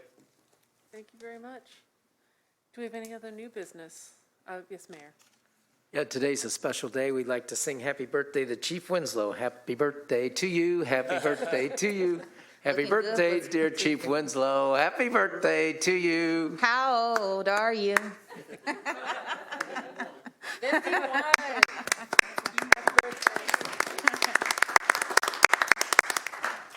Mayor, well done with the song. That's not easy. Interesting tempo. I actually like that tempo. Thank you very much. I think we should end on that high note. Is there any more new business? Seeing none, ask for a motion to adjourn? No, citizens. Oh, jeez. I didn't see we had anyone sign up. No one has signed up, Chair. Do we have anyone in the audience who would like to speak? Go Prairie Stars on Thursday. Hey. Motion to adjourn. So moved. Go New Orleans Saints on There's any opposed, all in favor, aye. We're adjourned. That's your team? New Orleans Saints. I'm a Tennessee Titan man. Titans. I like the Titans. Ever since Steve McNair. I love the Titans ever since Steve McNair. All right, see ya. Okay, which side?